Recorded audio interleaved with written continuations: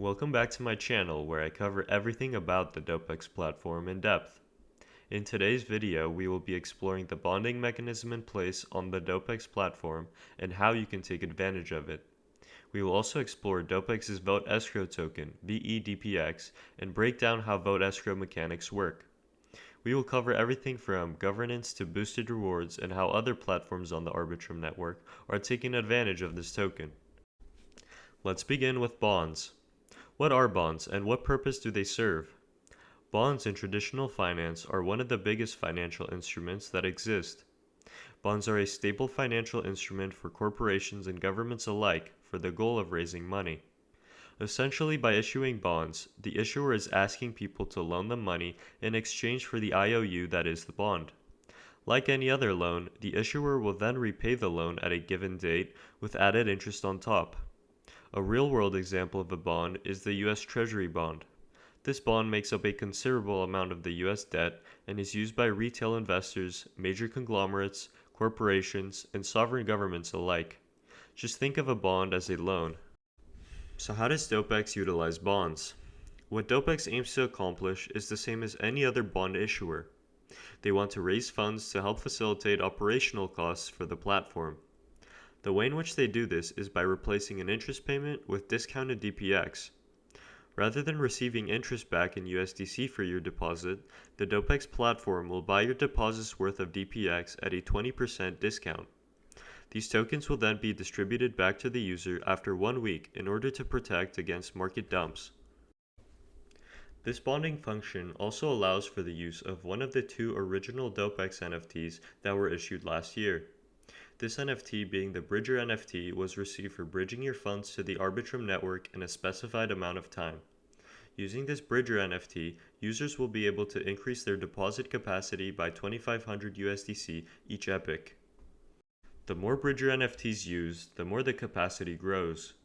For the previous epoch, the max capacity of USDC deposited was 75,000 total. Overall, this bonding mechanism can be a great way for users to load up on DPX while contributing to the platform's functionality. Bonding will also be used in the upcoming RDPX v2 token for minting DPX USD.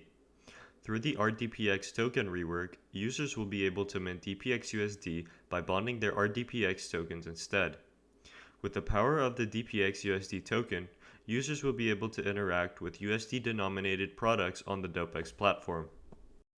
Now let's get into the Vote Escrow mechanics on the Dopex platform. If you're unfamiliar with the curve wars and how Vote Escrow mechanics work, I will do a quick layman's explanation. By locking up the native token of the protocol for a period of up to 4 years, depositors will receive VEDPX or Vote Escrow DPX. With this VEDPX token, depositors will gain governance power on the Dopex platform as well as boosted rewards and platform fees. With this governance power, users will be able to decide how reward emissions are distributed throughout the platform. Depositors will be able to decide which liquidity pools should receive more DPX emissions and which should receive less. In this way, if users want additional liquidity in certain products on the protocol, they can use VEDPX governance power to vote on fee emissions for that product, further enticing other users to provide liquidity there. The amount of VEDPX received will correlate directly with the amount of time each position is locked up for. This incentivizes users who are more convicted in the platform to have more governance power. Another thing to consider is that as the deadline for your lockup approaches, the amount of VEDPX a user will have will slowly depreciate. This is done in order to ensure that users cannot game the system shortly before exiting their lockup phase. It also ensures that users who have a greater long-term investment in Dopex have a greater say in its governance. The ratio of DPX to VEDPX earned from locking is as follows. 1 year will earn you 1 to 1/4 VEDPX. 2 years will earn 1 to 1/2 VEDPX. 3 years will earn 1 to 3/4 VEDPX. And 4 years will earn 1 to 1 DPX to VEDPX. This is a full list of the utilities that the VEDPX token will have. Since we are covering the topic of DPX and governance, it's important to mention what part Plutus DAO plays in the VEDPX story.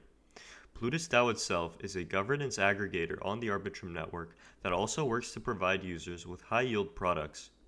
Naturally, because of the governance function and all the rewards available with a VEDPX token, Plutus has locked up a lot of DPX tokens to provide their users with a multifaceted product.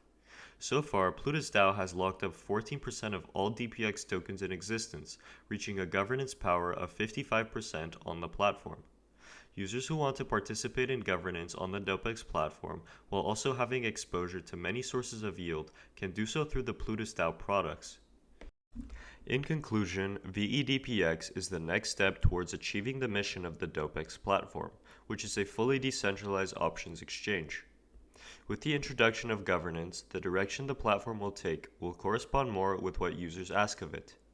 Through the use of vote escrow mechanics, the Dopex platform will continue to grow and become a better product for users on Arbitrum. If you enjoyed this video, please leave a like and subscribe, as it greatly helps with the exposure of this channel and its content.